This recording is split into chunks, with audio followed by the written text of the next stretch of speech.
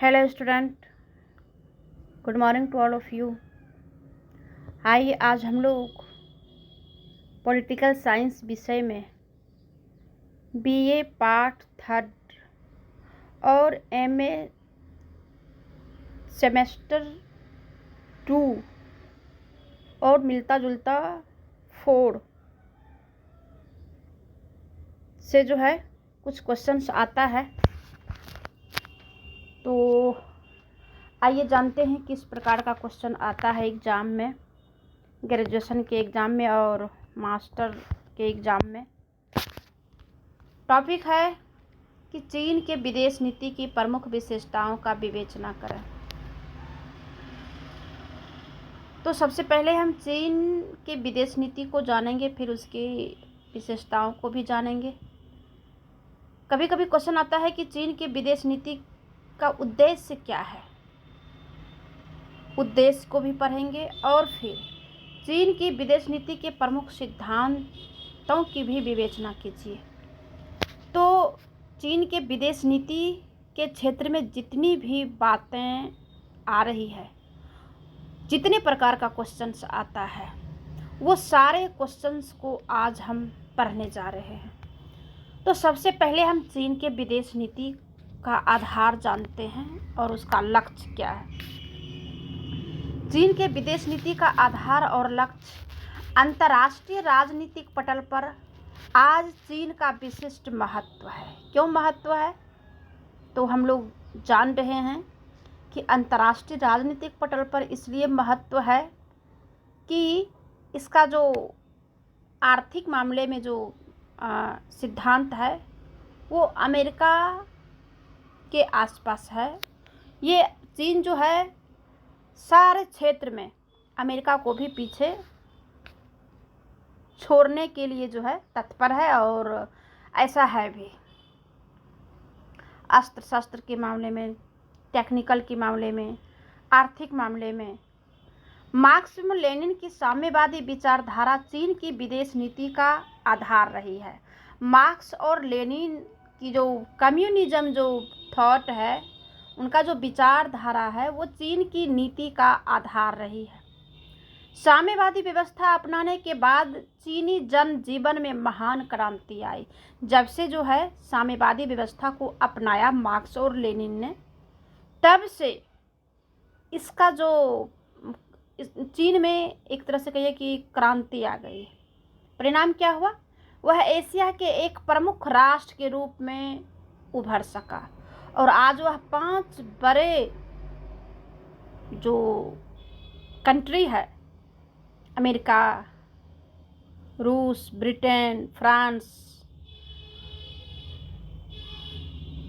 Germany, उसमें जो है ये गिना जाता है। और जैसा कि हम लोग जानते हैं कि चीन सुरक्षा परिषद के अस्थायी सदस्य भी है, जो कि भारत नहीं है। चीन यह मानकर चल रहा है कि एशिया एवं अफ्रीका के दलित राष्ट्रों का उत्थान तभी संभव है जब ये राष्ट्र भी साम्यवादी विचारधारा को अपना लेंगे। मूल रूप से चीन की विदेश नीति के 2 लक्ष्य हैं। क्या क्या है? पहला लक्ष्य है कि राष्ट्रीय हितों की रक्षा करना।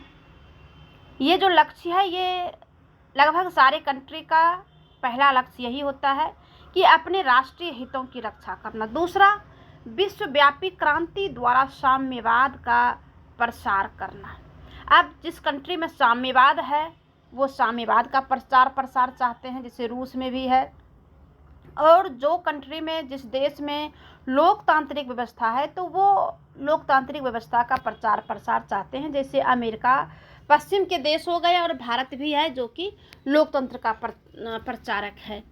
तो पीकिंग का राष्ट्रीय हित अपने देश की सभी पुराने प्रदेशों को साम्यवादी शासन के अंतर्गत लाना है। दूसरा, मौलिक राष्ट्रीय हित राष्ट्रीय सुरक्षा का भी है। तो इस दृष्टि से साम्यवादी चीन एशिया से सभी पश्चिमी शक्तियों को निकालना चाहता है और जापान, भारत जैसे किसी अन्य एशियाई राष्ट्र को सुदृढ़ सैनिक शक्ति नहीं बनने देना चाहता है। ये भी चीन का उद्देश्य रहता है। उत्तरी कोरिया तथा वियतनाम को अपने देश की रक्षा के लिए बहुत आवश्यक समझता है और यहाँ किसी शक्ति का अड्डा नहीं बनने देना चाहता है। ये चीन का नीति है। चीन पूंजीवाद, उपनिवेशवाद और साम्राज्यवाद विचारों को दुनिया से मिटाना चाहता है। अतः वह ब्रिटेन एवं अमेरिका का प्रबल प्रतिद्वंदी रहा है। प्रारंभिक चरणों में रूस के मार्गदर्शन एवं सहयोग से आगे बढ़कर आने के बाद चीन ने रूस की भी उन नीतियों की आलोचना की जिनसे वह समझता था कि साम्राज्यवादी विचारधाराओं को बल मिल रहा है। दूसरी ओर अमेरिका के साथ उसके सहयोग के क्षेत्र में विकसित हो रहे हैं। वर्ष 1978 में अमेरिका की सरकार का चीन की सरकार को मान्यता दे देना इसका एक प्रमाण है। चीन की विदेश नीति का एक महत्वपूर्ण तत्व शोषित राष्ट्रों के राष्ट्रीय तत्व को उखाड़कर वहां साम्यवादी क्रांति के बीज को बो देना है। एक उदाहरण रूस और यूक्रेन में जो लड़ाई हो रहा है ये भी है। ठीक है, अब आइए हम जानते हैं कि साम्यवादी चीन के विदेश नीति का उद्देश्य क्या है। ठीक है, क्या उद्देश्य रहा है? इसके कई उद्देश्य है। इसे हम पॉइंट्स के रूप में यहाँ पे दर्शा रहे हैं। इसका पहला उद्देश्य है कि चीन की स्वतंत्रता एवं अखंडता की सुरक्षा करना, जो कि ये लगभग सारे कंट्री का उद्देश्य होता है। दूसरा है अंतर्राष्ट्रीय शांति एवं सुरक्षा में सहयोग देना। ठीक है, कमोबेश सारे देशों का ये भी रहता है। तीसरा है साम्राज्यवादियों के साथ सहयोग की नीति अपनाना। चौथा है विदेशी सरकारों के साथ मैत्रीपूर्ण संबंध रखना। पांचवा है एशिया तथा अफ्रीका में साम्यवादी देशों का नेतृत्व करना। ये चीन का ही है। चीनी सीमाओं का विस्तार करना, ये अभी भी जो है विस्तारवादी नीति को नहीं छोड़ा है, जो कि चीन के बॉर्डर से जितने भी कंट्री मिलते हैं वो सारे के साथ इनका जो है अच्छा नीति नहीं है। ठीक है, सबके साथ जो है भेदभाव रहता है। रूसी प्रभाव क्षेत्र को काटना। आठवां है चीन राष्ट्र की सैनिक शक्ति में वृद्धि करना।